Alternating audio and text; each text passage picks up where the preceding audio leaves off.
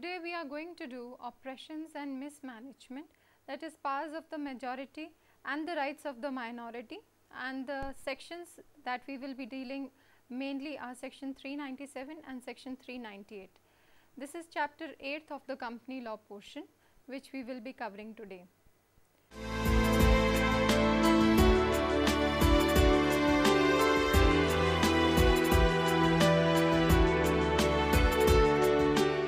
The powers of the majority and the minority rights. In this lesson today, we are going to explain the concept of shareholders' democracy, the majority powers and minority rights.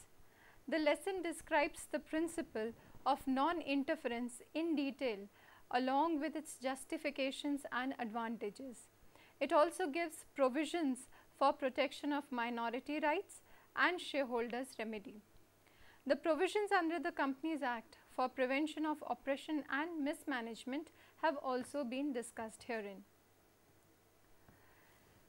Let us first tell you what is the meaning of the concept of separate legal entity.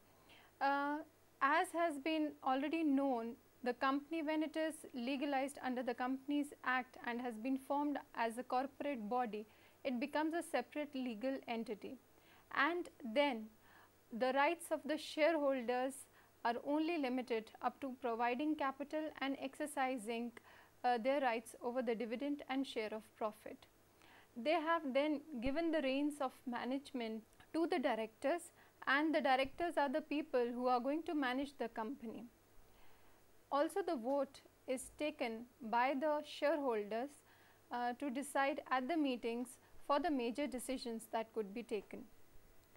The concept of shareholder democracy in the present day scenario denotes that the shareholder supremacy in the governance of business and affairs of the corporate sector, either directly or through their elected representatives. The Government of India has been endeavoring to disperse the shareholdership as widely as possible to avoid concentration of ownership in a few hands. During the past 5 years, there has been unprecedented growth in the Indian capital market amidst introduction of variety of economic reforms. It is widely acclaimed fact that in any corporate enterprise, the shareholders are the owners, but in fact, they are seldom able to exercise ownership right except to cast some few votes at the AGM. Also, the turnout ratio of shareholders at such meetings is very less.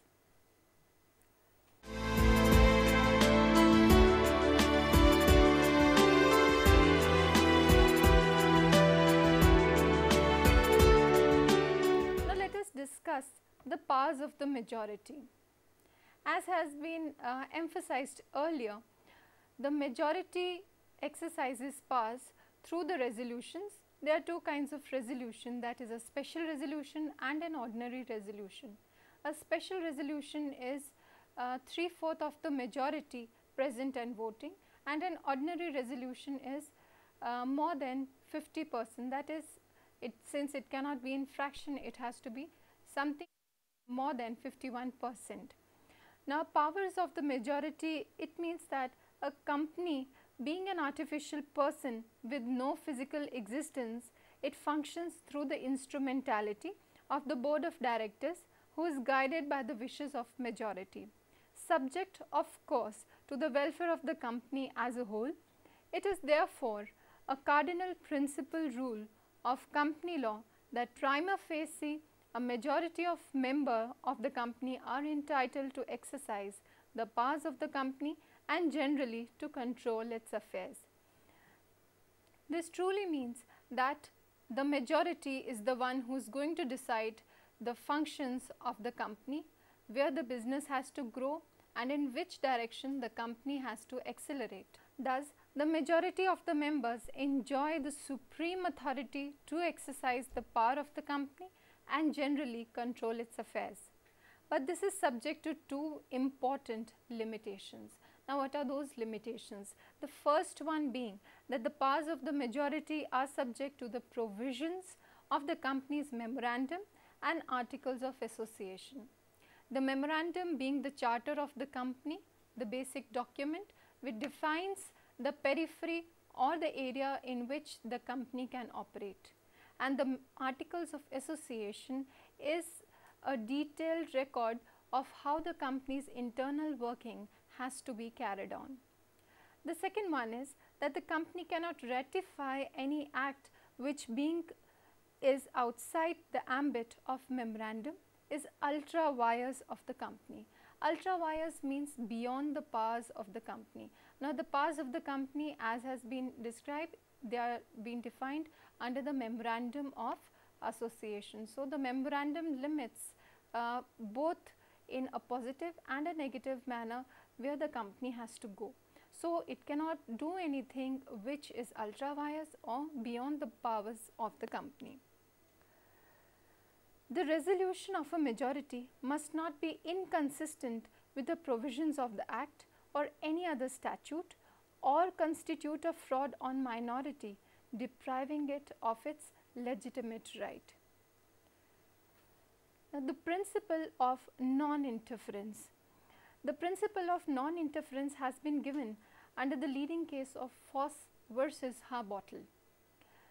This actually means that in this case, where an objection was brought about by the shareholders for dealing with the assets of the company, the court actually abstained from interfering into the affairs of the company, telling that company is a separate legal entity and all the decisions will be taken by the majority, and a few scattered shareholders cannot bring about a case against a company. Now, the general principle which had been enunciated in this case was that according to the principle of company law, it is that every member holds equal rights with other members of the company in the same class. The scale of rights of members of the same class must be held evenly for smooth functioning of the company. In case there is a difference, this difference is decided by a vote of majority. Since the majority of the members are in advantageous position to run the company according to their command, the minorities of the shareholders are oppressed.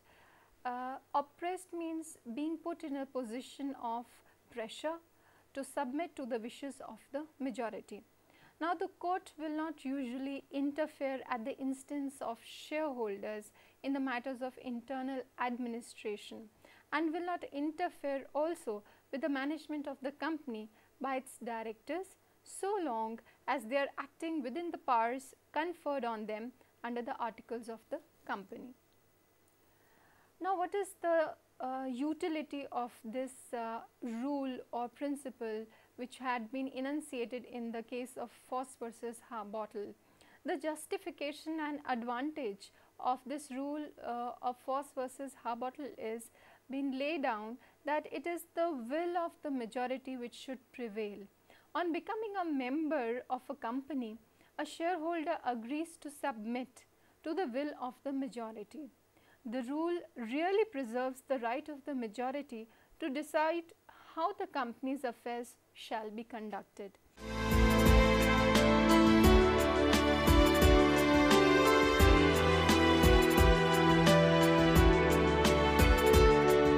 And so the main advantages: number one, recognition of separate legal personality of the company. That company is separate, it has to be run by the board of directors, and the shareholders are a separate people who are owners of the assets of the company. Then second one is need to preserve the right of majority to decide.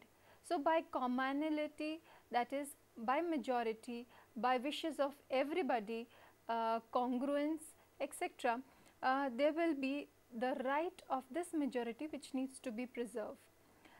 Thirdly, multiplicity of futile suits which will be avoided.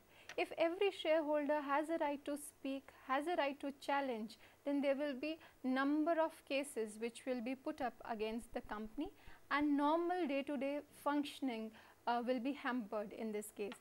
Then is the fourth one, litigation at suit of minority rule, futile if majority does not wishes. Now, all this litigation will lead to a situation where majority does not want it. So, it should not be the minority which is allowed to make a case against the majority and against the wishes of the company. Now, this does not mean that the minority cannot have a say in the company, or minority has to undergo really harsh and oppressive treatment just because the majority approves it. There are a few exceptions also to the rule of force versus habottle. The supremacy of the majority does not, however, prevail in all situations. Over a period of time, certain exceptions have been developed. For example, where the directors have acted improperly and are guilty of misfeasance, they may obtain absolution of their sins by calling a meeting of the company and by making full and frank disclosure. If the majority absolves them of their guilt and forgives their sins, the minority really cannot do anything, but there are certain acts which the majority of the shareholder cannot approve or affirm. In such a case, any shareholder may sue to enforce obligations owed to the company as representative for corporate interest. In other words, the rule of majority is subject to certain exceptions, and thus minority shareholders are not left helpless, but they are protected by number 1, the common law, and secondly, the provisions under the Companies Act. Now, we shall be doing both the kinds of rescues in detail. Number 1 is the action by the shareholders in common law. The first one being the Ultra Vires Act. Ultra Vires Act, as I have already explained, it means the acts which are beyond the powers of the company. So, if a company is pursuing through the intention of the majority any act which is beyond the powers or ultra vires, and any shareholder notices it, then he can bring a suit against the company, can get an injunction from the court to avoid such an act. Then is the second one, the fraud on minority. There could be instances when a few decisions are again plastered or forced on the minority by the majority, which are actually fraud. Purchasing of shares forcefully, putting risky adventures at the stake of the minority shareholders, all these will constitute fraud. Then is the third one, wrongdoers in control. That means people who are actually responsible for all the wrongful acts are the people who are in power. That means either it is the management or it is the majority of shareholders who are the wrongdoers of the company. Such a case has to be brought to the notice of the NCLT so that the management could be changed, there could be some shuffling within the board of directors. Then is the fourth one, resolution requiring special majority. Sometimes there are few decisions which need to be taken by a specified majority. That means a special resolution which requires 3/4 majority, and there are some ordinary resolution questions which can be decided. If a question had to be decided by special resolution and has been done away with an ordinary resolution, then such a case could be brought to the notice, and hence it could go under the correction. Then is breach of duty. There are certain duties which are cast over the company for the benefit of the company in the corporate interest. If the company has deviated from such a duty and it has breached its contracts and agreements, then also the case could be brought against the company. Then is prevention of oppression and mismanagement. To prevent oppressive conditions and instances of mismanagement, the action can be taken by the shareholders.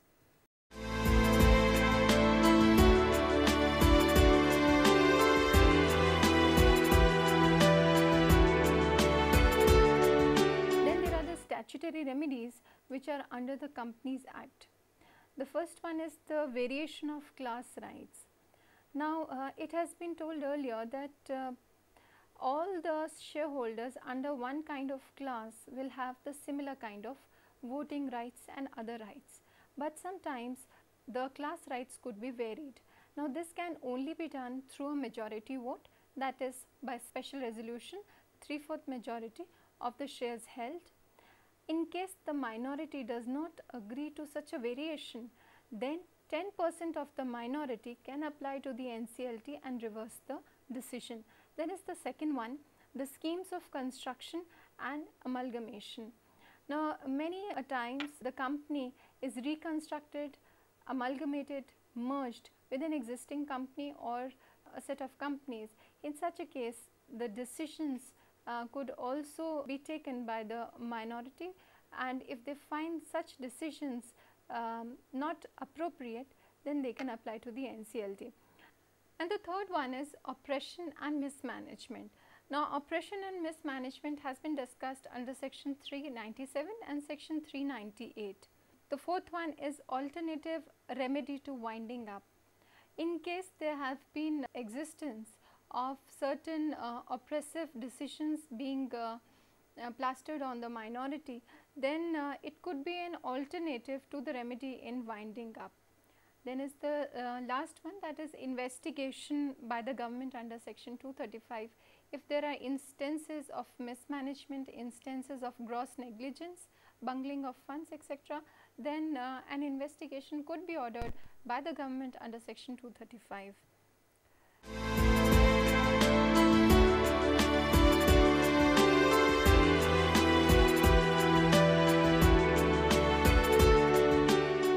Now, let us discuss the section 397 and section 398 dealing with oppressions and mismanagement. As observed in the preceding topic, that one of the exceptions to the rule laid down in Foss versus Harbottle is the right of the oppressed minority to get relief against the wrongful conduct of the majority. As Alfred Palmer rightly said, the liquidation of the company may result in the sale of its assets at break-up value without regard to the value of the goodwill or know-how of the company, and the minority shareholders who urged by the shareholders' oppression petitions for a winding up order may effect play up his opponent's game. This means that if the winding up order is proceeded with, that could actually harm the interest of the shareholder, because then there would be a distressed sale by the company, liquidation would follow, and the assets will be given away at throwaway prices, helping any other opponent company to acquire such a company, and then it will actually result in low value to the shareholders because of liquidation. The oppressed minority therefore are willing in such cases not to end the company but to mend it. Section 397 of the Companies Act 1956 is intended to give a remedy alternative to compulsory winding up in such cases. Meaning of oppression. The meaning of oppression as explained by Lord Cooper in Scottish case of Elder versus Elder and Western Limited is, the essence of the matter seems to be that the conduct complained of should at the lowest involve a visible departure from the standards of fair dealing on which every shareholder who entrusts his money to the company is entitled to rely. It means that when the shareholders have given their money to the company to be invested safely, then they would really not like it to be winded up because of mismanagement and oppression. In fact, they would really want to get it mended and get a corrective action at the hand of the board of directors. Now, how to prevent this oppression and mismanagement? Oppression is dealt in section 397 and mismanagement will be dealt in section 398. Prevention of oppression. The first remedy in the hands of an oppressed minority is to move to the NCLT, that is National Company Law Tribunal. It provides that any member of a company who complained that the affairs of the company are being conducted in a manner prejudicial to the public interest or in a manner oppressive to any members including any one or more of themselves, may make an application to the NCLT by way of petition for relief. Following requirements must be satisfied for seeking a relief under section 397. Number 1, that the affairs of the company are being conducted in a manner prejudicial to the public interest or oppressive to any members. Secondly, that the fact justified the compulsory winding up order on the ground that it is just and equitable that the company should be wound up. Thirdly, that to wind up the company would unfairly prejudice the petitioners. So, all these three circumstances should be existing while a petition under section 397 is made. Now, on being satisfied about the above requirements, the NCLT may make the necessary orders for ending the matters complained of. It is to be noted that the oppression should be of continuous nature, as is suggested by the words are being conducted in a manner used in section 397. Hence, isolated acts of oppression or mismanagement will not give rise to an action under section 397. What does public interest mean? Now, public interest under section 397 would be giving a relief. Now, relief would also be available if the affairs of the company are being conducted in a way prejudicial to public interest. Public interest is a very broad term involving the welfare not only of the individual shareholders or of the country according to the economic and social policies of the state. The concept of social profitability is very much likely or akin to the public interest.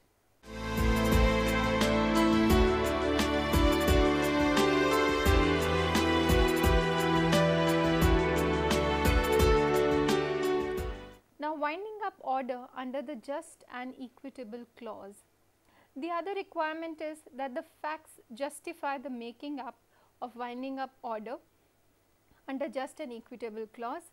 The principle is that if there is a persistent violation of the regulations and statutes and an appeal to general body is not likely to put an end to the matters complained of by reason of the fact that those responsible for the violations control the affairs of the company, then it will be just and equitable to wind up the company. That means the wrongdoers are actually having the reins of the company, so it seems just and equitable to wind up the company as a whole.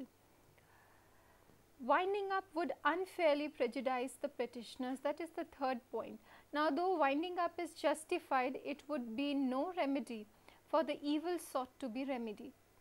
Thus, in Albert Limited, the person in management made an illegal sale of the share held by the applicant of his voting power. It was held that the company was liable to be wound up on the ground that it was just and equitable to do so, but it would unfairly prejudice the petitioners. Hence, they were entitled to relief under section 397. Now, we discuss section 398, that is prevention of mismanagement. Section 398 provides for relief in cases of mismanagement. For a petition under this section to succeed, it must be established that the affairs of the company are being conducted in a manner prejudicial to the interest of the company or public interest according to section 398 1A, or that by reason of any change in the management or control of the company, it is likely that the affairs of the company will be conducted in that manner, section 398 1B. If the court is so convinced, it may, with a view to bringing an end or preventing the matter complained of or apprehended, make such order as it thinks fit. There should be present and continuing mismanagement. The charges of mismanagement in the past, even if proved, are not enough to establish an existing injury to the interest of the company or public interest. Who can apply under section 397 and 398? Now, the number of members required to make an application under section 397 and 398 is given in section 399. It provides that where a company has a share capital, the application must be signed by at least 100 members of the company or by at least 1/10 of the total number of members, whichever is less, or by any member or members holding not less than 1/10 of the issued share capital of the company. Now, if the company has no share capital, the application has to be signed by at least 1/5 of the total number of members.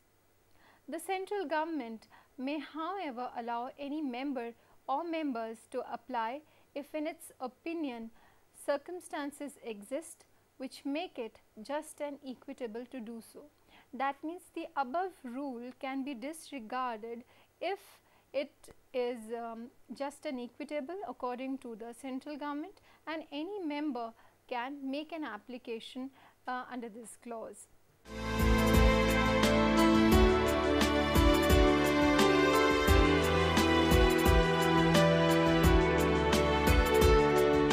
Now, let us discuss the powers of NCLT under this section 399. Powers of NCLT are fairly wide. In fact, the court may make an order for the regulation of the conduct of the company's affairs upon such terms and conditions as may, in the opinion of the court, be just and equitable in all circumstances of the case. The powers of NCLT under section 397 and 398 may provide for: number 1, the regulation of the conduct of the company's affairs in future, the purchase of shares or interest of any member of the company by other members or by the company. Thirdly, in the case of purchase of its shares by the company, the consequent reduction of its share capital. Fourthly, the termination, setting aside or modification of an agreement between the company and managing director or any other director and the manager. Setting aside of any fraudulent preference made within 3 months before the date of application. Any other matter for which, in the opinion of the court, it is just and equitable that provision should be made. The termination, setting aside or modification of any agreement with any person, provided due notice has been given to him and his consent obtained. Now, what will happen of the already existing agreements with managers, managing directors, other directors, if such a decision of setting them aside is taken? So, we will discuss the consequences of termination or modification of agreement. Section 407(1)(b) of the Act states that the consequences which follow upon the termination, setting aside or modification of agreements between the company and its manager, managing director under section 397 or 398, it provides that where an agreement has been terminated, set aside or modified by the order in respect of manager, managing director or other directors, such person or persons cannot claim any compensation or damages against the company for the loss of office or any other respect. The powers of the central government to prevent oppression and mismanagement. Now, this is in addition to NCLT's power. Even central government has some powers to prevent oppressions and mismanagement. The central government may appoint such number of persons specified in writing to hold office as directors thereof as is necessary to effectively safeguard the interest of the company, its shareholders or public interest for such period not exceeding 3 years on any one occasion as it may think fit. If the NCLT considered necessary to make appointment in order to prevent the affairs of the company being conducted either in a manner which is oppressive to any members of the company or in a manner which is prejudicial to the interest of the company or to the public interest. Now, where not less than 100 members of the company or of the members holding not less than 1/10 of the total voting power therein apply to the NCLT, and on receipt of such application or on a reference made to it by the central government, make such inquiry as it deems fit to make and found necessary to such appointment. So, this has been covered under section 408(1). Few powers to prevent the changes in the board. Manager or managing director or any other director of a company is empowered to complain to the NCLT that as a result of change which has taken place or is likely to take place in the ownership of any shares held in the company, a change in the board of directors is likely to take place, which if allowed will affect prejudicially the affairs of the company. In such a case, the NCLT may make inquiry as it deems fit on complaint, and then direct on being satisfied that a resolution be passed or no resolution be passed or no action may be taken to effect change in the board of directors after the receipt of complaint.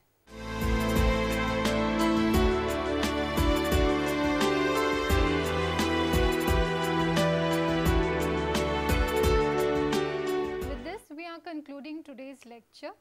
In this session, we had discussed about the rule of majority, minorities' rights, the rule of majority in Foss versus Harbottle's case, NCLT's powers to correct the oppression and mismanagement, central government's powers, and section 397 and section 398 dealing with oppression and mismanagement in detail. I hope you enjoyed the lecture. Thank you.